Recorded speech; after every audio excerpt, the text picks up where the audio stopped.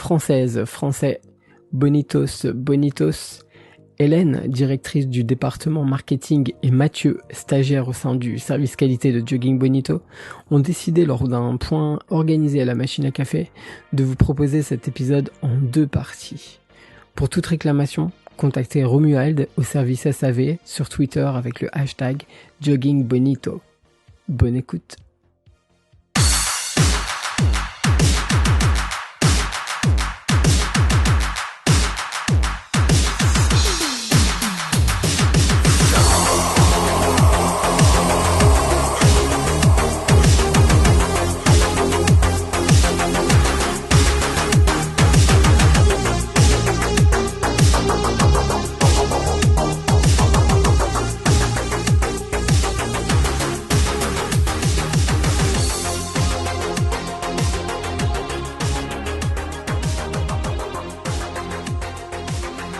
Bonjour à tous, bienvenue dans votre nouvel épisode de Jogging Bonito, votre podcast sur la course à pied, qui espère vous amener à réfléchir à des sujets de société au travers du prisme de notre sport préféré.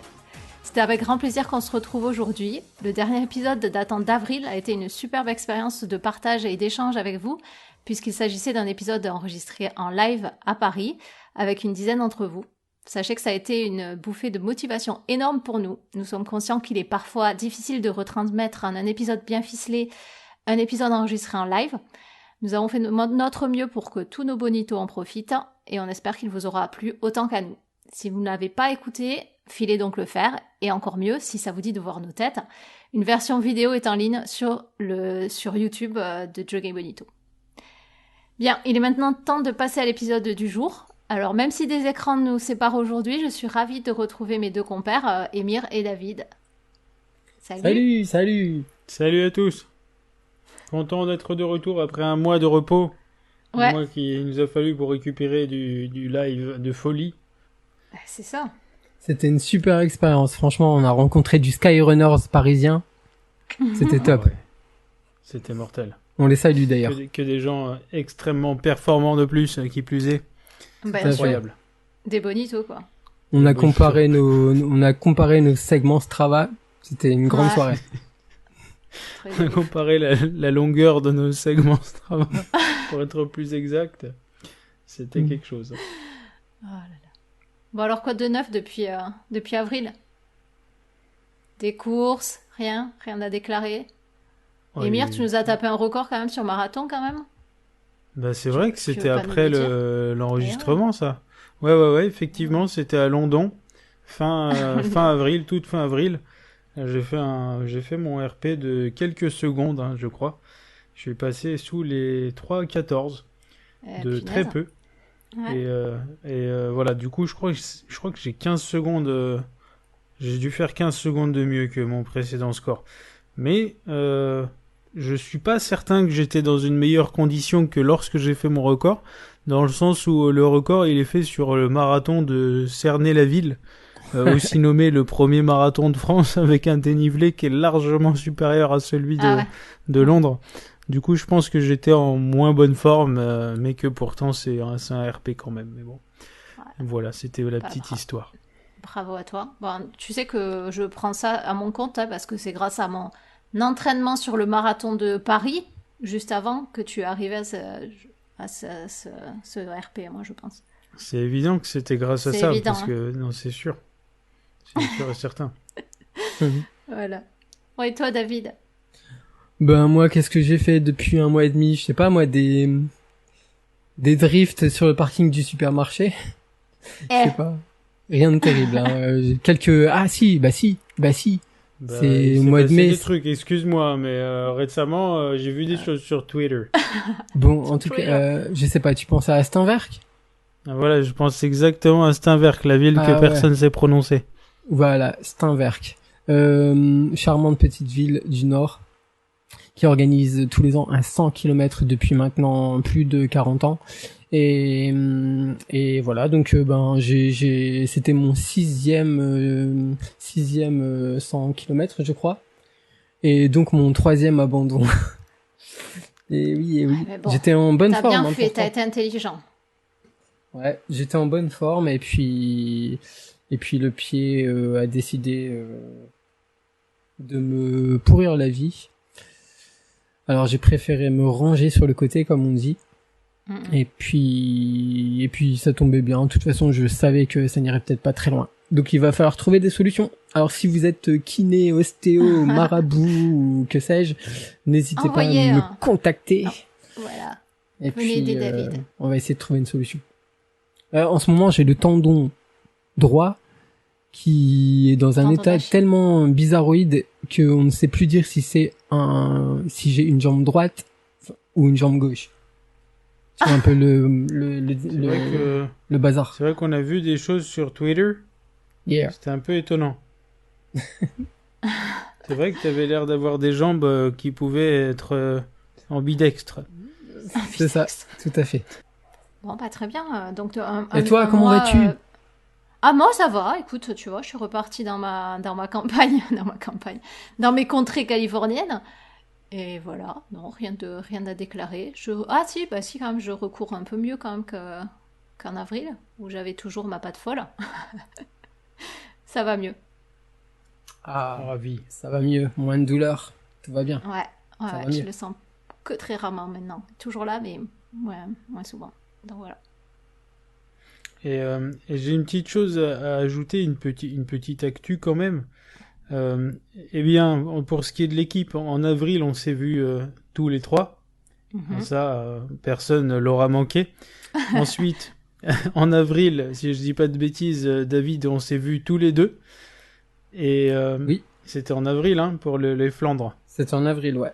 C'était en avril. Et qu'est-ce qui se passe en juin? Eh ben, avec Mardi, on se voit tous les deux. Et c'est un truc de fou quand même, hein. Et C'est sur mes incroyable. terres, c'est ça le truc.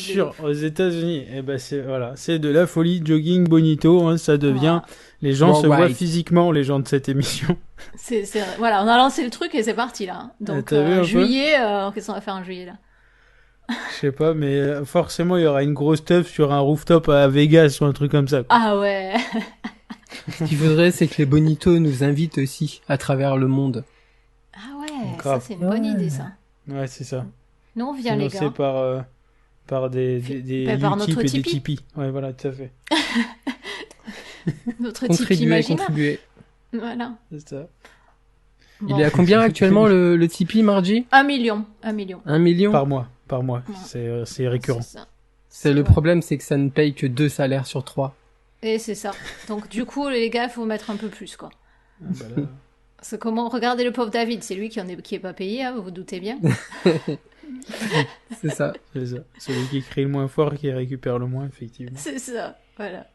Le plus sage d'entre Ah. nous. Donc bon, les bonitons comptent sur vous quoi. Bah ouais. Hein. Ah, la vie, c'est dur. Hein. Allez, programme du jour, c'est parti. Première chronique, quand notre perception fait de nous des petits juges impitoyables. Et on finira avec vivez heureux, vivez cachés. Alors, commençons par les choses qui fâchent. Un exemple de choses qui fâchent. Quand je vous dis Clémence Calvin, c'est quoi la première chose qui vous vient à l'esprit? Allez-y. La drogue. La drogue, t'as dit? J'ai juste dit la drogue. La drogue. Ouais, dopage, c'est Malheureusement. ça, on est d'accord. Et si on s'en tient à l'opinion majoritaire, bah, elle est coupable. Hein. Pourquoi? Parce Bah, on l'a lu sur Twitter, parce qu'il n'y a pas de fumée sans feu, Déjà. parce que en fait, on sait pas trop en fait, hein, pourquoi. Préjugés, idées Qu'elle est allée reçues. s'entraîner au Maroc, quelque part, dans un endroit un peu Bizarre. secret, ouais, où des athlètes pas forcément hyper fréquentables ont l'habitude d'aller s'entraîner. Enfin, bon. C'est très Voilà. douteux tout ça, très nébuleux. C'est ça. Et de nos jours, comme on juge aussi vite qu'on scrolle sur les photos d'Instagram, bah, c'est facile d'avoir des préjugés et des idées bien reçues. Mais si on se réfléchissait un petit peu, hein, alors on va écouter David qui va nous en parler. Ouais. Et ben j'en profite pour dire que j'apprécie particulièrement le verbe scroller. J'ai toujours adoré ce verbe. Scroller. Scroller. Ouais, parce que donc pour cette chronique, je ne vais pas vous proposer de passer les portes de la perception, donc arrêtez-moi notamment si vers la fin je me laisse aller à parler molécules, pharmacologie, voire chromosomes. Arrêtez-moi parce que ça voudra dire que tel Antonin Artaud, j'aurais abusé de psychotropes lors d'un périple peut-être imaginaire chez les Tarahumara et parce que j'ai un bac littéraire qui m'a été imposé à cause de ma nullité intersidérale dans toute discipline à caractère scientifique. Donc je traduis, arrêtez-moi ou insultez-moi car nous ne sommes pas en direct. Si en votre qualité d'expert vous considérez que je dis n'importe quoi, sachez tout de même que cette chronique a été validée par Rémi et NFKB, donc vous savez à qui adresser vos doléances. Ceci n'est absolument pas vrai, mais c'est pas grave. Donc pourquoi cette introduction un peu poussive ? Alors, parce que je tiens à vous prévenir que je ne ferai pas une analyse fouillée du sujet qui nous intéresse ici. Je vais vous faire seulement part de ma perception. Toujours la perception. S'il vous plaît, ne vous enivrez pas avant de m'avoir écouté. Début avril, il s'est passé quelque chose qui a fait du boucan chez nos congénères, les athlètes. Donc vous voyez de quoi je parle, hein, mardi on a parlé un petit peu en introduction. Ouais, c'était le début d'une affaire rocambolesque autour de Clémence Calvin, sans doute l'une des athlètes françaises les plus balèzes de ces dernières années. Pour vous contextualiser le bazar très rapidement, elle éveille des soupçons en mars en refusant de faire valider le record de France du 5 km qu'elle venait de taper à l'occasion du semi-marathon de Paris. Validation sous réserve d'un contrôle antidopage qui n'aura donc pas lieu. Non mais c'est bon, je m'en fous, sur ma vie je vais le battre encore le record bientôt. Quelques semaines plus tard, alors qu'elle est au Maroc pour finir de préparer le marathon de Paris, pour lequel elle nourrit de grandes ambitions, on apprend qu'elle aurait refusé un contrôle inopiné de la FLD, l'agence française de lutte contre le dopage. Elle se défend en conférence de presse en accusant les contrôleurs de s'être déguisés en policiers et de l'avoir agressée. Donc l'affaire vire à la dramaturgie, hein, en mode actor studio selon les sceptiques. Suspendue à titre provisoire dans un premier temps, elle fera sauter la sanction avec un recours auprès du Conseil d'État et elle ira finalement kicker le record du marathon du marathon, en fait, le record de France du marathon qui était détenu depuis 2010 par Christelle Denay. Record qui demande à être homologué, ça va être une longue bataille juridique, on verra comment ça finira. Je vous passe tous les détails, les médias ont largement couvert l'affaire et le tribunal Twitter n'a pas attendu longtemps pour juger, condamner et s'il avait pu, il aurait torturé.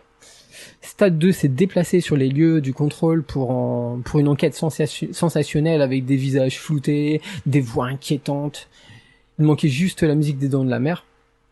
Enquête troublante et frustrante car elle se termine sur les images d'un véhicule mystérieux qui aurait espionné l'équipe de journalistes sans que l'on sache s'ils ont essayé d'enquêter sur son propriétaire. Tout cela contribuant à influencer notre perception en défaveur de Clémence Calvin, bien entendu. Donc c'est nébuleux, voyez par vous-même. À la limite, la charge la plus lourde pour l'athlète, c'est la prise de position sur Facebook du journaliste et commentateur de France Télévisions, Patrick Montel. Patrick Montel, le Thierry Roland pour l'athlétisme. Patrick Montel, c'est l'une des cibles préférées des réseaux sociaux. Et c'est vrai qu'il a un côté très énervant avec ses approximations, ses connivences ou une manie d'annoncer à l'avance ce qui va se passer, alors qu'au final, il se trompe. On se souvient notamment du dernier 400 mètres au relais 4 x 400 mètres de Flora Gay au championnat d'Europe d'athlétisme à Zurich en 2014. Si vous voulez, quand Montel vous défend, c'est déjà considéré comme un élément à charge. Alors, qu'est-ce qu'il a commis, monsieur Montel ? Eh bien, il a essayé de comprendre. Et à l'heure où une opinion ne vaut que par son niveau de manichéisme et d'hystérie, inutile de vous dire qu'il n'a pas tardé à entendre le cri des vierges effarouchées.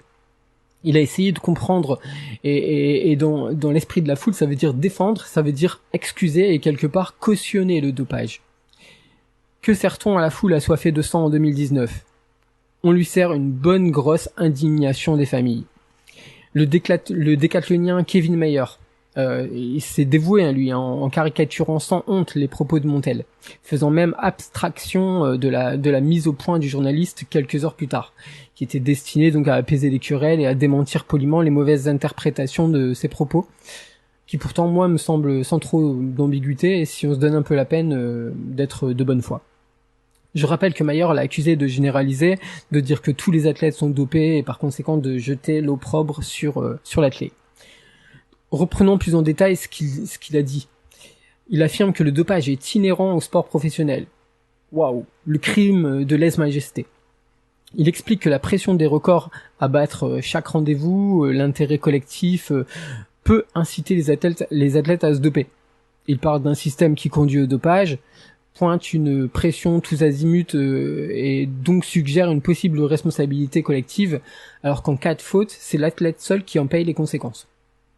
Il dénonce le lynchage public, nous renvoie à nos propres erreurs, qui n'en fait pas, qui n'a jamais triché même. Donc pour contrer les aficionados de la guillotine ou de la suspension à vie.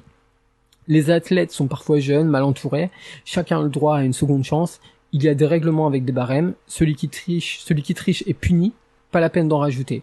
Dans le cas de Clémence Calvin, elle risque, je crois, 4 ans de suspension. C'est amplement suffisant, je pense. En tout cas, c'est ce que pense aussi notre ami Patrick Montel. Il prend aussi pour exemple des athlètes qui, après s'être fait toper, sont passés à autre chose et ont montré qu'ils n'étaient pas juste des salauds. Sans équivoque, il indique qu'il est contre toute forme de triche, contre le dopage, pour les contrôles. Il appelle aussi à la réflexion, à prendre de la hauteur, à ne pas hurler avec les loups. Bon, il admet apprécier Clémence Calvin, mais il aime tous les athlètes et refuse d'avoir des doutes sur leur intégrité jusqu'à preuve du contraire. Il leur fait confiance a priori. En outre, comme cela doit être valable pour tous, il tient au respect de la présomption d'innocence. Je vais vous dire ce que j'en pense. Je partage en grande partie le fond de la pensée de Patrick Montel. Kevin Mayer ou les autres qui lui ont emboîté le pas ne font preuve d'aucun courage en sautant sur l'occasion de taper sur une personnalité fréquemment sujette au bashing. C'est juste de la pure et crasse démago. J'invite les auditeurs à voir cette vidéo sur le Facebook de Patrick Montel. D'ailleurs, on la mettra dans les notes de l'émission, en description de l'épisode. Et donc à éviter d'avoir une réaction épidermique. Il ne veut pas participer au lynchage. Quel mal. Heureusement, on peut compter sur France Télévisions, l'employeur de Montel, pour mettre un peu de raison. Eh ben non, en fait. La vindicte populaire est passée, et le journaliste a été écarté de la chaîne, qui n'en demandait pas tant, d'après ce qui se dit, et après tout, il a peut-être fait son temps. Il a 66 ans, je crois. Ouais. En tout cas, aux yeux du public, tous les éléments à disposition accablent Clémence Calvin. Or, ces éléments ne reposent que sur des intuitions, ce qui est un peu problématique. Renversons un peu les choses. Si des proches de Calvin se mettent à espionner les personnes qui, de leur point de vue, cherchent coûte que coûte à prouver, évidemment à tort, qu'elle s'est dopée, quand ils essayent de retrouver son parcours au Maroc, après son départ, est-ce qu'on ne peut pas imaginer que c'est pour la protéger, en fait? Ne peut-on pas imaginer que les contrôleurs de la FLD ont eu une attitude de cow-boy qui aurait pu effrayer ou indisposer l'athlète? D'ailleurs, un des témoins du reportage de France 2, de Stade 2, affirme qu'un des contrôleurs s'est présenté comme étant un policier. Que sait-on des réelles conditions qui ont entouré ce contrôle antidopage? Il est plus facile de lyncher en 140 ou 280 caractères plutôt que de prendre le temps de se poser des questions, d'avoir des preuves tangibles ou d'attendre que la vraie justice passe. S'il avait Twitter, Jean-Yves du Café des Sports, cher à Émir, écrirait tout simplement: de toute façon, Clémence Calvin, elle est pas clean, et il faut la suspendre à vie. Et bien, même au-delà. Tu fais pas aussi bien qu'Émir, mais... Ah non, c'est vrai. Tu veux la faire, Émir? Oui. Oui. De toute façon, Clémence Calvin est pas clean. C'est ça. Ça va à peu près? Ça va à peu près. Hein, quand même. Utilisons Twitter et ça fera des économies au ministère de la Justice. Je suis lassé des réactions un peu primaires des gens qui cherchent de l'attention en embarquant toute une meute. Et je suis servi, il faut le dire, parce que à quelques jours près, on a appris que la sud-africaine Caster Semenya avait été déboutée de son appel auprès du TAS, donc tribunal arbitral du sport, suite à la décision de la Fédération internationale d'athlètes d'obliger les athlètes hyperandrogènes à prendre des traitements pour faire baisser leur taux de testostérone pour maintenir leur droit à participer aux épreuves féminines. Pour Jean-Yves du Café des Sports, la question est tranchée depuis longtemps. Semenya, c'est un mec. Hein, je la fais pas bien. Hein. Semenya, c'est un mec, point. Ah. Faut le suspendre à vie. Et bien même au-delà. Ah, t'as de la compétition. J'ai essayé à ma manière. Très très bien. C'est génial. Franchement, J'ai fait à j'ai ma beaucoup manière. apprécié. Je me suis dit que imiter Emir, c'est pas possible. J'ai essayé autre chose. Et non, Jean-Yves. Non, Jean-Yves. Depuis quelque temps, on ose parler des personnes intersexes. Tu sais, ce sont ces personnes qui sont nées avec des caractères sexuels qui ne correspondent pas à la définition binaire homme-femme XX et XY. Et oui, Jean-Yves, Caster Semenya peut être une femme, surtout si elle se considère comme telle, mais avoir des caractéristiques que tu identifies comme propres à la masculinité. Et pour être un peu trivial, Jean-Yves, il est possible que Caster Semenya ait plus de pecs que toi malgré toutes les heures que tu passes à la salle. Mais que pour autant, naturellement, elle ne soit pas pourvue exactement entre les jambes des mêmes attributs que toi, ceux qui, comme chacun le sait, font ta grande fierté. Comme elle peut très bien être née avec une paire de chromosomes XX tout en ayant des testicules. J'ai pas tous les détails, je l'admets. Hein. Toujours est-il que Semenya est reconnue comme une femme intersexuée. Sur le volet juridique de l'affaire qui concerne la championne de 800 mètres, il faut préciser que le tribunal fédéral suisse a ordonné la suspension de cette obligation de suivre un traitement pour baisser son taux de testostérone et que ce n'est pas terminé car il y aura un appel de la part de la Fédération internationale d'athlée. C'est assez classe. Si scientifiquement on démontre qu'il y a de la complexité à définir les individus au-delà de nos habitudes, X, Y ou XX, l'individu random est encore loin de l'intégrer et a besoin de simplifier. L'attitude de la Fédération internationale n'arrange rien. Ses dirigeants connaissent les complexités et elle s'obstine à fixer des standards en matière de taux de testostérone, veut imposer aux personnes intersexuées de le faire baisser médicalement alors qu'elles le produisent naturellement.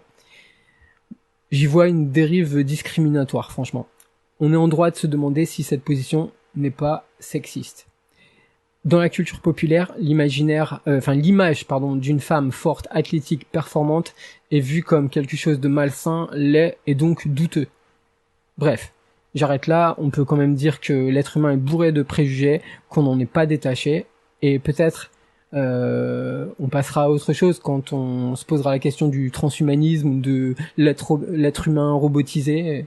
Est-ce qu'on est prêt à accueillir des êtres génétiquement modifiés ou des cyborgs au départ des courses ?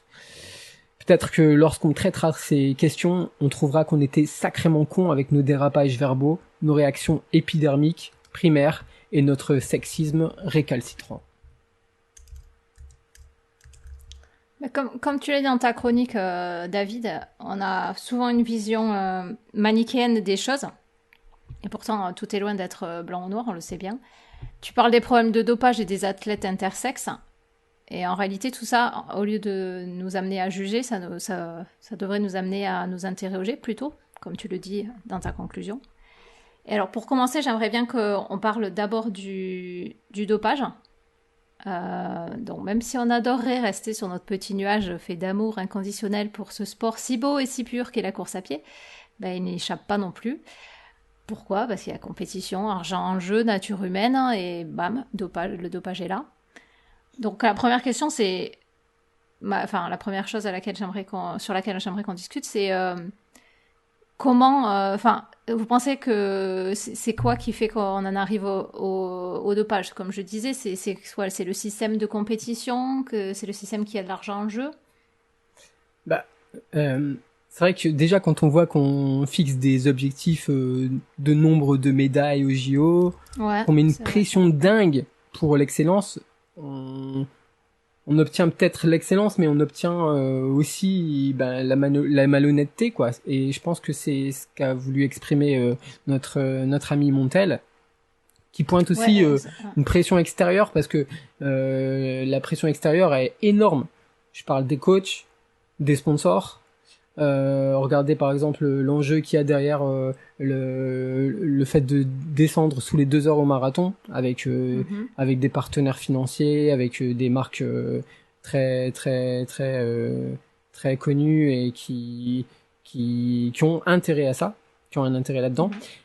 Politique, j'en parlais avec l'exigence qu'il y a sur le nombre de médailles et puis la récupération que ça peut engendrer derrière, donc un intérêt. On parle souvent du point du PIB qui peut augmenter là, ou je sais pas quoi, quand il y a des victoires importantes en équipe de France, enfin voilà.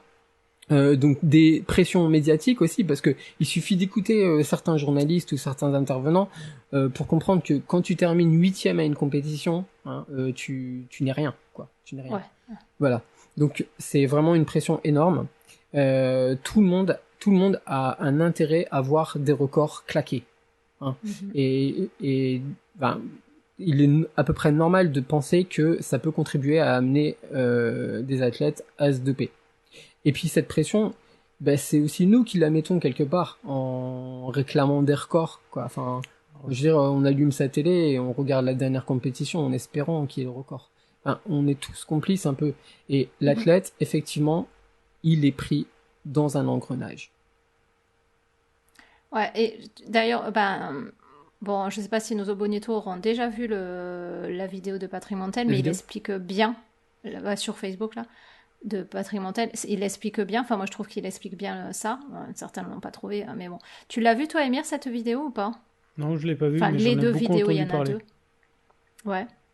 Et il dit une chose, moi, dans la vidéo qui m'a marqué, et c'est vrai, il a dit à un moment donné, on dit qu'une nation est sportive par rapport au nombre de médailles qu'elle récupère aux Jeux Olympiques. Et ça devrait pas être ce... Ouais, Ah ouais. et ça, enfin, pour moi, il a raison de dire ça. Donc ça montre bien qu'il y a une pression. C'est pas parce qu'on n'a pas des médailles olympiques qu'on n'est pas sportif, quoi, en fait. Ouais, et ça, Kevin Mayer, par exemple, se met le doigt dans l'œil aussi, quoi, quand il dit le sport, hein, je sais plus, enfin, j'ai plus la phrase exacte, mais il dit un truc genre le sport, c'est des personnes qui suent 40 heures par semaine et donnent tout. Enfin, non, le sport, c'est pas ça. Le sport, c'est énormément de choses différentes. Le sport, c'est aussi la santé. La santé, Exact. c'est une société qui se tient en forme parce qu'elle s'entretient. Émir, t'en penses quoi, toi, ça, du système qui fait qu'on en arrive au dopage? Comme disait David, je crois que c'est clairement un engrenage.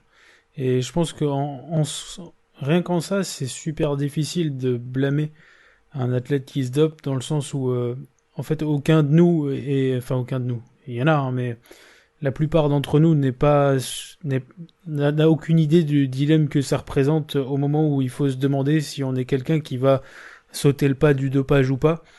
On n'a pas du tout les mêmes problématiques que ces personnes, quoi. Je veux dire, t'es à un certain niveau et à un moment donné, t'as le choix entre rentrer dans l'histoire ou pas. Et t'es pas loin. Il y a combien de personnes qui vont dire, ouais non, rentrer dans l'histoire, je m'en fous, moi je suis naturel. Mais c'est quoi être naturel, en fait, à un moment donné? Enfin, je veux dire, c'est quoi, en fait? Pourquoi s'attacher à cette valeur? Pourquoi? Pour la beauté du sport? De toute façon, la beauté du sport, est-ce qu'elle est dans le naturel forcément ou pas? Enfin, c'est quand même des choses qu'en s'ouvrant l'esprit, on peut se poser comme question. Je pense que c'est des questions qu'on peut se poser. C'est est-ce qu'on va continuer longtemps à être naturel, à être si naturel que ça? On en parlait un tout petit peu de la question du transhumanisme. Aujourd'hui, on trouve que c'est un truc de ouf, peut-être le dopage, et c'est pas dans les mœurs, mais peut-être que demain, la base, c'est qu'il y aura des compétitions avec produits et des compétitions sans produits, et puis personne s'offusquera de ce qu'aujourd'hui on. Mais du coup, là, il y aura la différence, tu vois. Là, c'est quand même problématique parce qu'aujourd'hui, on se Il y l'admet pas. a des gens qui sont clean et il y en a qui ne le sont pas. Bah oui, mais c'est parce qu'aujourd'hui, on veut pas s'admettre. Ouais. C'est pas juste pour les gens qui. Enfin, moi, je trouve que, enfin voilà, c'est pas le dopage, c'est pas normal quand même, quoi.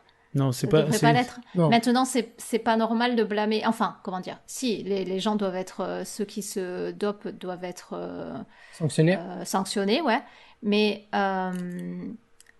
il faut pas les blâmer plus que ça. Enfin, on va pas leur taper dessus encore parce que on sait pas ce que nous on aurait fait dans la position là. Ouais, quand tu vois qu'on est capable de gruger pour des petits trucs de rien du tout, quand il y a des énormes enjeux derrière, on sait pas comment nous on réagirait. Hein. C'est facile de dire moi je me doperai jamais. Donc voilà. Mais bien sûr que c'est trop facile. Donc finalement, enfin c'est à la fois le système qui, enfin à mon sens, qui fait que on en arrive au dopage, mais c'est aussi la nature humaine, malheureusement. Ouais, c'est le fait de vouloir, en fait, le fait de vouloir gagner, le fait de vouloir aller au stade supérieur. Je pense que ça, c'est intégré nettement dans la nature humaine, ouais. On veut toujours aller aller décrocher ce qui est ensuite, quoi. C'est ça. Et même dans le milieu amateur, même quand il n'y a pas d'enjeu pour certains. C'est ça. Même quand il n'y a pas d'enjeu financier, il n'y a pas d'enjeu particulier du tout, il y en a qui vont vouloir aller chercher cette sensation d'avoir fait mieux que la fois précédente, et ce, à tout prix, en quelque sorte. Donc ouais, je sais pas. J'ai peut-être un discours qui est beaucoup trop, pour certains, et qui va peut-être choquer, qui est beaucoup trop rempli je me mets à la place des gens qui se dopent, mais je me dis que j'imagine tellement pas, en tout cas pour les athlètes pros, hein,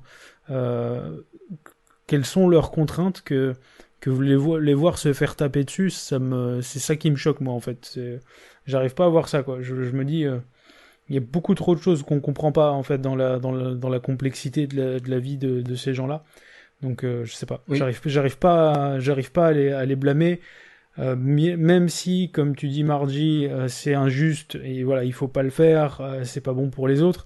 Il y a un coin de ma tête qui me dit, ok, c'est injuste, mais d'un autre, on en parlait avec Caster Semenya, c'est injuste aussi alors que c'est naturel. Du coup, voilà, ça va un peu plus loin, mais ouais, c'est encore autre chose. C'est encore autre chose. Mais tout ça pour dire, je pense qu'il faut comprendre, en fait. Il faut comprendre. Ça veut pas dire qu'on excuse, qu'on valide, qu'on cautionne.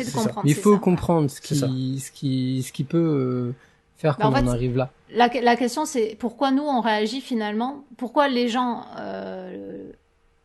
comme nous, on va réagir aussi mal, aussi de façon aussi épidermique à ça, quoi. C'est plus vendeur, hein. T'as des débats pourquoi réducteurs. On s'insurge directement au lieu de de se poser la question pourquoi on en arrive là, quoi. Oui, puis en plus l'information l'information elle n'existe plus, en fait. Maintenant on est dans le monde de l'entertainment, en fait, dans les médias. Hein. Tu vois, les journalistes ne sont plus journalistes, sont éditorialistes. Ils ont des avis tranchés de partout. Il y a plus la place à la nuance. Tu vois, et ça fait agiter les masses. Bah ouais, ça fait agiter les masses. Même les journalistes, parce que c'est pour tout pareil, quoi, ouais. Ah ouais, bah ouais, ça va vite, c'est efficace. Ils font plus le côté, moi, journalistique, je pense je pense que c'est ce que j'aimerais voir, c'est qu'on me dise, voilà les deux côtés, quoi. J'explique ça, je prends pas forcément analyse, position. Quoi. Exactement, voilà, qu'il y ait une analyse. Ouais, non, mais alors que, tu vois, je pense que les types de débats auxquels on assiste actuellement, c'est d'une certaine manière plus simple, plus audible, tu vois, qu'un débat entre des personnes sociables, respectueuses et cultivées, tu vois. Non, mais c'est vrai. Ça fait moins le buzz. Ça fait moins le buzz, et puis, tu vois, de ça façon marque moins aussi, peut-être. Ça marque moins, tout à fait. Tu vois, et voilà. Moi, le seul motif d'espoir que je trouve, c'est que avec le développement, il paraît que il y a de moins en moins de cons. De moins en moins de quoi? De cons. Ah, tu crois? On se posait la question avec Émir juste avant l'enregistrement. On n'est pas sûr, hein. Ouais, on était assez moyennement convaincus. Hein. Non, mais moi aussi, une chose que je me dis, c'est que c'est facile, encore une fois, de juger et d'oublier que, comme le disait aussi Patrick Montel dans sa vidéo, c'est qu'on a tous triché un jour, hein. Et on se trouve, par contre, pour nous, on va se trouver des excuses, mais on n'en trouvera pas aux autres. Et pourquoi? C'est peut-être parce qu'on a peur de se mettre face à nos propres contradictions, en fait, quoi. Ouais, et c'est malhonnête. Mais c'est humain. C'est humain, malheureusement, ouais. Et du coup, est-ce que vous pensez à des solutions pour éviter le dopage, pour avoir un sport propre, quoi? Parce que le problème aussi du dopage, c'est que, à mon avis aussi, ça enlève quand même, ça dénature le sport, quoi. Ouais, il y a tellement de complexité dans ce sujet. C'est, en fait, une solution qui pourrait paraître, mais qui est pas réaliste, qui pourrait paraître plus juste, c'est ceux qui ont le droit, les compétitions de personnes qui sont assistées médicalement, on va dire, et les compétitions de personnes qui le sont pas. Sauf que je pense que ça a déjà été réfléchi et ça n'a pas été admis. Alors pourquoi ? Parce que je pense que le commun des gens se dirait que les personnes assistées médicalement n'ont aucun mérite et ces personnes seraient mal vues. alors que ces gens-là qui se dopent en fait dans tous les milieux où il y a du dopage sont des gens qui ont un volume d'entraînement qui est genre 8000 fois supérieur au commun des gens, qui ont un mérite incroyable, sauf que dopage dans la mœurs égale triche, et dopage égale triche, ça veut dire que les gens sont mal vus, et c'est mal vu et c'est pas vendeur, et c'est pas vendeur et pas de sponsor, pas d'oseille, on rentre tous chez nous, voilà. Bah, tu parles de solutions, mais il en existe. Hein. Je veux dire, la lutte contre le dopage, ça existe. Il y a des agences pour ça, et je pense que malgré tout, le fait qu'il y ait des agences, des organisations qui sont là qui sont aussi là pour sensibiliser, j'ose espérer que ça incite les gens à faire attention, quoi. Et j'ai assez confiance pour ça. En plus, en France, on peut se targuer d'être assez bien pourvu en matière de lutte contre le dopage. On fait des efforts peut-être plus que certains pays. Ça veut pas dire qu'on est meilleur que les autres, hein.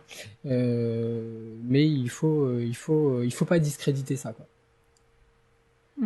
Je trouve ça super intéressant qu'en l'espace de 30 secondes, là, il y ait eu le point de vue légalisation vs le point de vue répression. Ouais. C'était super stylé, je trouvais. C'est ça. Et pour en terminer sur le dopage, parce que j'aimerais bien qu'on parle aussi du cas de Caster Semenya, là. Je voudrais reparler de la vidéo de Patrick Montel, là. Comment ça se fait, en fait, que ça a été si mal pris pourquoi il a été maladroit? Comment vous l'avez perçu, vous? Enfin, toi, David, plutôt, parce que donc, Émir, tu l'as pas vu, la vidéo. J'en ai entendu parler, mais je préfère laisser David qui Bah, d'abord, on peut dire que il est relativement poli, hein. Je dirais, si tu as vu les deux vidéos, dans la deuxième, il s'excuse 1000 fois. Ouais, moi, j'ai vu tout. Ouais. Et après, même sur les réseaux sociaux, il s'excuse 1000 fois.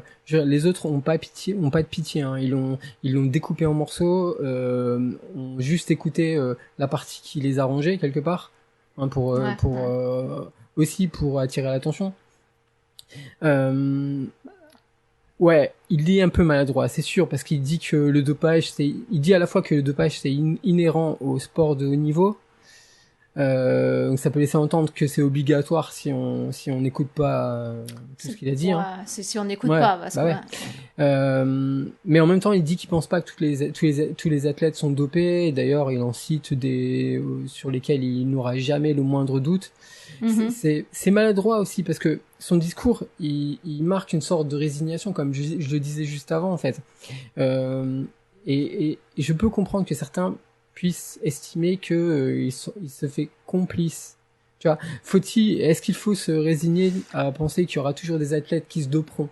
Parce que si tu fais partie d'une agence. Tu crois qu'il emmène à ça? Parce que moi, personnellement, bon alors, moi par contre, j'ai pas vu la déferlante derrière. C'est toi, David, qui m'a fait passer les deux vidéos. J'ai regardé les deux vidéos.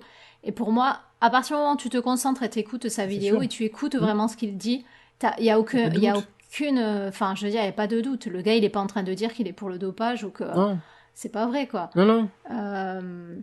Moi, j'ai tendance à penser que les gens on a tellement l'habitude de zapper, de voir des trucs courts, des contenus courts qu'on n'écoute pas. La première vidéo, elle fait 15 minutes, je crois. Et, oui, en gros, il y a il y a 25 minutes à écouter, quoi, ouais. C'est un peu long, peut-être, ouais. Mais ça n'est pas une excuse. Moi, m'a pas choqué. Je suis pas d'accord avec tout ce qu'il dit, mais c'était clair, ce qu'il disait était clair pour moi. Mais moi aussi. Mais je veux dire, quand il dit, là où il y a du sport de haut niveau, du sport professionnel, il y aura toujours la tentation d'un dopage. Ça peut effectivement être un peu démobilisant ou décourageant pour les personnes qui passent beaucoup de temps à lutter contre le dopage. Mais c'est un peu c'est quand même la vérité, malheureusement, quoi. On est d'accord. Enfin, bon. On est d'accord. Bon, alors, la deuxième, j'aimerais qu'on discute un peu du cas de Caster Semenya, parce que c'est vraiment intéressant. C'est quelque chose, c'est tout nouveau. C'est l'un des premiers cas dont on parle. Donc, c'est une athlète, comme tu l'as expliqué, intersexe. Et là, du coup, je trouve que c'est hyper difficile d'avoir une opinion tranchée parce que ça touche à beaucoup de choses sociétales, en fait, en réalité. Hein. La première chose, c'est qu'est-ce que c'est qu'une femme et qu'est-ce que c'est qu'un homme, en fait, déjà. Ouais. Comment on les définit? Et est-ce qu'on a besoin de faire une distinction? Alors, distinction nécessaire peut-être dans le sport, et comment on l'a fait, cette distinction, en fait? Émir, peut-être, du coup. Mais le sujet, il est tellement vaste, là. Ouais, mais tellement vaste, là. On est en train de parler de genrisme, carrément. Enfin, je sais pas si le mot existe, je crois que oui. C'est enfin, est-ce que, en fait, on est en train de remettre en question le fait que le fait de l'existence même de hommes et femmes, quoi, le fait de l'existence de ces deux mots qui sont en fait, qui définissent qu'il y aurait que deux types voilà, c'est ça. Qu'il y aurait que deux types d'êtres humains qui seraient basés sur des attributs sexuels ou des chromosomes, en fait. Alors que, il se dit de plus en plus, et les discours se libèrent de plus en plus sur le fait qu'il y aurait beaucoup plus que ces deux types, hein, et même la science avance aussi sur le sujet. Aujourd'hui, je trouve que c'est encore pas facile d'en parler. Honnêtement, je trouve que c'est des sujets, c'est un peu comme la religion et la politique, tu peux pas en parler avec le premier venu, faut vraiment parler avec tes potes si t'as envie d'aborder le sujet de manière sécure. Mais je crois que dans les années à venir, ça va se libérer de plus en plus à mesure que la science sera... Tu penses que c'est un sujet tabou un peu, tu penses? Bah ouais, parce que, enfin, pour moi, c'est encore trop ancré. Ouais. Dans le, enfin, tu sais, c'est pourquoi je parlais de religion et politique, c'est parce que c'est les sujets qui triggerent les gens, ça. Genre là, tu vas leur dire hommes et femmes, c'est obsolète entre guillemets. Les mecs, ils vont te regarder, ils vont te dire non mais n'importe quoi. Tu crois que tu vas tout remettre en question? Ah ouais, je pensais pas quand. Enfin, parce que moi je trouve que c'est intéressant, mais je pensais pas que ça pouvait être.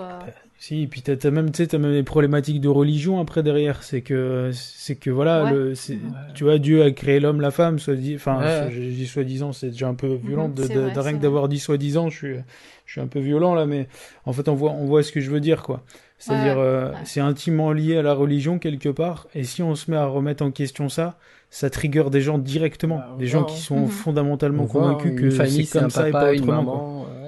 Voilà, c'est ça. Et je veux dire, je pense, je ne suis pas du tout de formation scientifique, mais je pense que dans les gender studies, tout ça, on estime que la conception, l'idée de sexe serait caduque, quoi, que il y a des hommes, il y a des femmes, il y a des gens qui se sentent hommes, il y a des gens qui se sentent femmes, et parfois il y a des hommes qui sont plus complexes qu'un homme, et des femmes qui sont plus complexes qu'une femme, quoi. Et cette complexité, elle est très difficile. De toute façon, il suffit de m'écouter pour s'en rendre compte. Et maintenant, qu'est-ce qu'on fait? C'est une question. C'est une question. Ben, c'est très difficile de trancher. Tu vois, je veux dire, en sport, on a des catégories, les hommes et les femmes.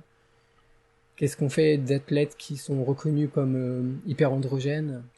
Qu'est-ce qu'on fait? Enfin, je pense dans le cas de Caster Semenya, elle se sent femme. Tu vois? Et pour moi, c'est crucial c'est crucial. Je dirais, elle se sent femme et elle veut concourir avec les femmes. Mm-hmm. À partir du moment où il n'est pas prouvé que c'est une usurpatrice, comme ça a pu peut-être arriver dans l'histoire du sport, d'hommes qui se font passer pour des femmes, ou inversement, j'en sais rien. Hein. Comment lui refuser ce droit? Au nom de quoi? Ouais. C'est ça, c'est là tout le problème. Maintenant, étant donné, pour parler du sport, il y a des catégories, comme tu dis, les hommes et les femmes, et il faut bien des critères qui font que tu rentres dans ces catégories. Et c'est pour ça qu'il y a ce souci, quoi. Quels sont les critères? Comment on décide que... Jusque-là, c'était facile, entre guillemets. Mais avec ce genre de choses, là, on ne sait plus comment catégoriser. comment classer les gens, quoi. Sur quel facteur discriminant, en gros. Sur quelle différence, tu veux dire, la limite, quoi. C'est ça, un peu. Sur quel critère? Quel est le critère pertinent? Quelle est la valeur de quel critère qu'il faut limiter pour en arriver à se dire que là il y a une femme et là il y a un homme? En fait, c'est juste impossible de répondre à cette question. Ouais, là il faut expliquer que du coup au niveau de l'athlétisme, je sais pas quelle fédération, je pense que c'est la fédération d'athlétisme en entier, non, qui pose le critère que pour être une femme, il faut que tu aies le taux de testostérone qui soit inférieur à tant, je sais plus, inférieur à tel niveau, quoi. Ouais. Si tu veux concourir dans la catégorie femme. Ok, mais du coup, il faut fixer un niveau, et du coup, les femmes, disons, on va fixer un niveau, on va dire inférieur à tel niveau, le niveau étant la valeur X, on va dire. Celles qui sont à X, qui sont largement inférieures à X, est-ce qu'il faut les augmenter pour qu'elles aillent à X, du coup? Parce que du coup, sinon c'est injuste. Ouais, mais voilà, mais le problème c'est quoi? Alors, c'est que c'est aussi faire la différence entre ce qui est... Donc déjà, mettre un critère, comment on fait? 2, est-ce qu'on considère que notre taux de testostérone ou qu'est-ce quoi, c'est un don, c'est un atout, c'est pas faire par rapport aux autres, c'est hyper compliqué tout ça, quoi. Ouais, c'est sûr que c'est pas faire par rapport aux autres, parce qu'être un homme, c'est pas faire par rapport à être une femme. Ouais. Et t'as des mecs qui ont peut-être un taux de testostérone bas, et ils vont dire, c'est pour ça que j'arrive pas à battre l'autre gars qui... Voilà, on veut l'augmenter parce que lui, il l'a plus haut. Mais ouais, mais lui, il l'a plus haut parce que c'est naturellement, chez lui, c'est comme ça, et il a des attributs différents. Et puis, il y a des nageurs qui ont des bras plus courts que d'autres, il y a une forme il y a des différences, une forme d'inéquité, je sais pas si on peut le dire, des différences, en tout cas, entre les concurrents, c'est pas grave, ça. C'est compliqué, quoi. Mais c'est pas non plus grave. Je veux dire, on va pas définir que pour participer au championnat de basket, on doit mesurer 2 mètres. Ouais. Voilà, 2 mètres. Et on va pas non plus... Il y a pas ce genre... Et on va pas non plus organiser des compétitions d'athlétisme, déjà, entre hyper androgènes. Le truc un peu, quoi. Le truc vraiment glauque, quoi. Tu vois, comme si on en faisait vraiment des gens à part, alors que si on faisait une catégorie à part, quoi, alors que je répète, ces ménias se considèrent comme femmes.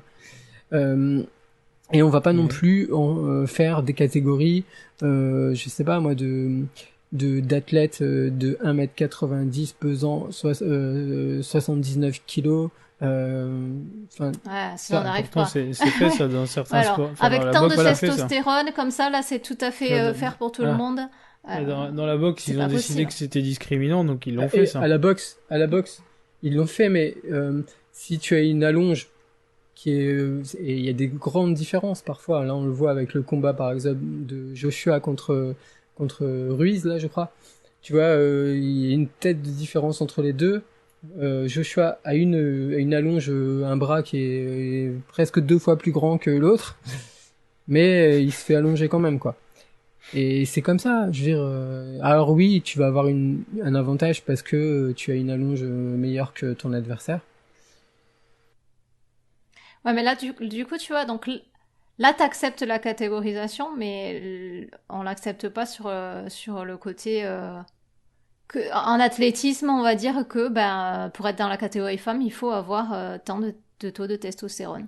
Et ouais, parce que tu peux moins jouer facilement dessus que ton poids quand t'es un boxeur. Disons que le poids, c'est facile de le modifier. C'est facile d'optimiser son poids pour rentrer dans sa catégorie en étant au plus près du poids et en ayant le plus de masse efficace possible. Mais toucher à son taux de testo, influer sur son taux de testo, je pense pas que ce soit si facile, entre gros guillemets, que contrôler son poids. Ouais.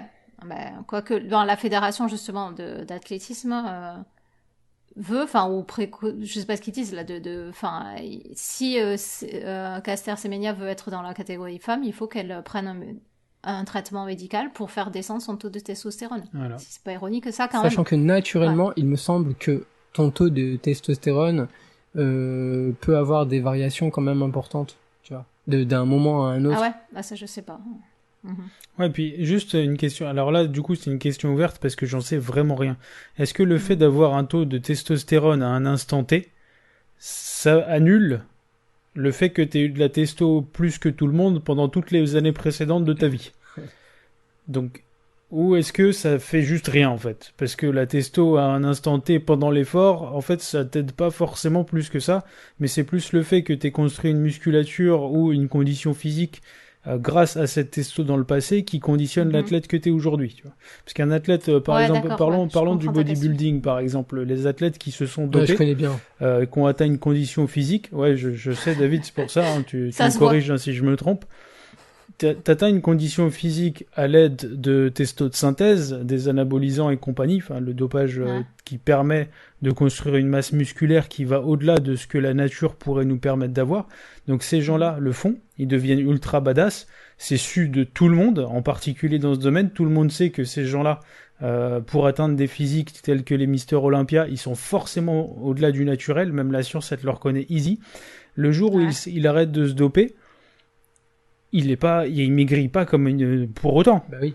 Il garde le capital. Pourtant, il a pu la testo. Il a pu le niveau de testo qu'il a pu avoir quand il avait une cure, par exemple. Mais il garde sa musculature, c'est ça que tu veux dire? Ouais, bah il continue de s'entraîner. Parce qu'en fait, ça l'a aidé à la construire. Ouais, c'est ça. Il bénéficie de ses antécédents en termes de dopage. Bah, ça me paraît être évident. Alors, ce que tu voudrais dire, du coup, Émir, c'est que pour revenir sur l'athlétisme, c'est que est-ce que c'est pas un peu stupide de demander de faire descendre son taux de testostérone parce qu'en fait, à la base, elle en avait plus, elle a une musculature différente et ça ne changera rien qu'elle ait son taux pour telle compétition à tel jour dans la catégorie femme. Quoi. Mais comme j'en sais rien, ça se trouve, c'est stupide ce que je dis. Ouais, non, je sais pas. C'est juste que j'aimais la réflexion parce que je me dis, je suis pas certain de ce que je sais aujourd'hui, mais je suis loin d'être un expert, que avoir de la testo plus ou moins le jour d'une compète, ça t'aide à être meilleur ou pas. Ça changera quelque chose. Tu vois, je sais pas non plus, mais c'est une bonne question, ouais. Parce que dans ces cas-là, ce serait vraiment... Ouais, dans ces cas-là, ça serait con, mais du coup, on peut supposer qu'ils sont pas cons et et que c'est moi qui n'y connais rien qui émet une réflexion con, tu vois, on peut très bien le supposer, il y aurait pas de souci. Après, peut-être que c'est des contrôles de taux de testostérone sur la saison, tu vois, par exemple, ou j'en sais rien. Un truc, oui, tout à fait, ouais. Je ne sais des pas. moyennes qui... Ouais. Et bon, et l'autre question que ça pose aussi, c'est que finalement, donc on sait pas si c'est bien de trouver des critères pour catégoriser les femmes, les hommes, et alors la question se pose, est-ce que on serait prêt à avoir des compétitions mixtes, finalement? Ah ben moi je trouve que on devrait ouvrir le débat en fait. Tu vois, je vois chez les jeunes par exemple au football, les filles sont autorisées à jouer avec les garçons jusqu'à 14 ans je crois. U14 on appelle ça. Ah ouais. Genre dans les compétitions de jeunes, ouais. Les filles sont bien et puis je pense que 14 ans on a décidé que c'était l'âge moyen pour la puberté, etc. Et on a décidé comment? En faisant des généralisations. Voilà. Et les gens comme Caster, Semenya, c'est quoi? C'est une exception. Ouais, c'est ça. Du coup, voilà. Et voilà, et on sait pas où la mettre. Bravo. Voilà, c'est ça. Donc, on en revient même. À chaque fois, t'es obligé de faire une règle générale qui prend pas compte les spécificités. Et un jour, il y a une spécificité qui arrive et tu dis, oh putain, on fait quoi maintenant? Mais dans l'absolu, si tu as une joueuse de foot qui est très forte, et qui vaut largement, par exemple, un joueur de première division française, pas les meilleurs, mais quand même qui aurait sa place. Pourquoi on n'imaginerait pas qu'un jour ce sport deviendrait mixte? Moi, ça me choquerait pas. Je trouve que le débat il serait sain. Oui, ce serait bien. Mais par contre, sur certains sports, il y a quand même des différences qui feraient qu'une femme ne pourrait jamais gagner, tu vois. Et ce serait... Voilà, est-ce qu'on l'accepte, est-ce qu'on l'accepte pas? Oui, on sait que par exemple, Semenya, si elle concourt avec les hommes, elle a aucune chance. Moi, j'en vois avec mes mômes des filles qui jouent au foot et qui vivent pas forcément toujours bien le fait de devoir changer de catégorie ou qu'on leur dit gentiment peut-être qu'à un moment donné ce serait bien de passer avec les filles quoi parce que vous êtes mieux entre vous. Il y a une pression sociale quand même aussi autour de ça. Et c'est Ce serait pas un peu du sexisme, ça aussi? Pour moi, c'est assez clair. Hein. Tu vois, qui n'a jamais entendu l'assertion une femme athlétique musclée, c'est pas beau, on dirait un homme, quoi. Tu vois. Je parlais de football juste avant, mais il y a le cas, par exemple, je l'avais noté, hein, de Lily Parr. Lily Parr, c'est une grande footballeuse professionnelle dans les années 1910-1920, quoi. Lily Parr, en fait, c'était une très bonne joueuse de foot, et avec son équipe, elle tapait des équipes de mecs, quoi. Et le foot a plus une bonne image. Et la fédération anglaise, ce qu'elle a décidé, en fait, elle a juste décidé d'interdire le foot féminin. Et ça a duré comme ça de 1921 à 1971, quoi. Enfin, je veux dire, on connaît aussi le cas de Catherine Switzer à Boston en 67. Tu vois, on a tous, on a tous cette image en tête. Comme quoi, les femmes pouvaient pas courir un marathon. Bah ouais. Quoi. Et en fait, donc des exemples comme ça, et j'imagine qu'il y en a énormément. Mais c'est vrai. Et puis tu parlais de, elles ne peuvent pas. Ouais, on craignait. C'est comme les femmes qui faisaient du vélo, quoi. On craignait pour leur fertilité, hein. On craignait pour le risque qu'elles se masculinisent, quoi, qu'elles endommagent leur utérus. Enfin bon, voilà. Et bon, après il y a un demi-siècle à peine, on a créé des tests de féminité. Et c'était quoi, en fait? Ben, tu montres tes organes pour les faire expertiser, quoi. Tu vois, c'est avec des tests de morphologie, quoi, qui correspondent au canon de la féminité. Tu vois, c'est voilà, canon de la féminité. C'est quoi le canon de la féminité? Je pose la question, en fait. C'est pas trop de muscles, c'est une poitrine quand même, une taille, tu vois, voilà, moi j'y vois un profond sexisme quand même, parce que dans l'histoire du sport, il y a quand même une volonté de maîtriser, de contrôler le corps de la femme, de sauvegarder un rapport d'infériorité, en fait, qui est chiffré, même, quoi, qui est chiffré, je veux dire, qui est normé, quoi. Bah ouais. Et quelque part, on cherche à maintenir les femmes dans un niveau de performance qui est inférieur, quoi, à ce que les hommes. J'entendais il y a quelques jours, non, aujourd'hui même, quoi, que des gens ont suggéré que au football, on réduise la taille des buts, des cages, en fait, pour les femmes. Voilà. Enfin, les femmes, elles tombent des nues, quoi. Elles disent non, mais nous, on veut pratiquer. Pourquoi? Parce qu'on est passé à... Tu vois, pourquoi elles disent, on veut pratiquer ce sport comme il est, universel, quoi. Enfin. Bien voilà. sûr. Et puis, voilà, quoi. Donc, on l'a dit, hein, l'homme, il a des muscles développés, des gros jambons de gladiateur, quoi. Et la femme, elle doit avoir sa petite foulée de princesse, hein, elle flotte sur des volutes célestes, quand tu vois. Enfin, voilà.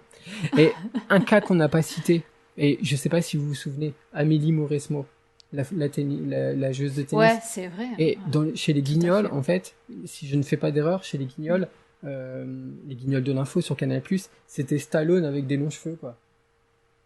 Vous vous souvenez pas? Ouais, ça montre peut-être bien.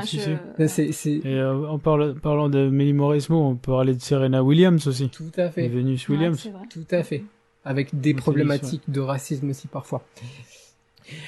Donc voilà, et il y a quand même une question qui se pose, il faut l'admettre, hein. Moi, la première fois que j'ai vu Caster Semenya à la télé, forcément ça m'a fait tilter, enfin, forcément, quoi. Donc il se pose quand même la question de l'éducation, en fait, et de la visibilité. Oui, tu t'es demandé si c'était une femme ou un homme. J'ai bien compris qu'elle était une femme, puisque parce qu'elle a quand même des traits. Elle a des traits assez masculins, c'est évident, une carrure, clairement. Une carrure, c'est évident. Donc c'est compréhensible que de façon primaire, encore une fois, épidermique, on se dise waouh, c'est différent, quoi. Mais ça pose cette question de l'éducation et de la visibilité accordée à ces personnes qui existent, hein, et pour que justement notre regard s'habitue et ne tombe pas dans des écueils de type sexiste ou discriminant, quoi. Exactement. Ouais. Emir, tu veux rajouter quelque chose ou on finit là-dessus parce que c'était très bien aussi. Mais... Non, ça me va, tu finiras là-dessus. Ouais. Every one of the program starts with deep breathing. Inhale with your arms over the head. Exhale when your arms come down. Now make sure to keep those knees bent and the buttocks tucked under. Exhale for our neck rolls. 1. Now we keep that same posture. And the purpose of this exercise is to stretch the neck and the head. And reverse. 1, 2. 1, 2. 1, 2.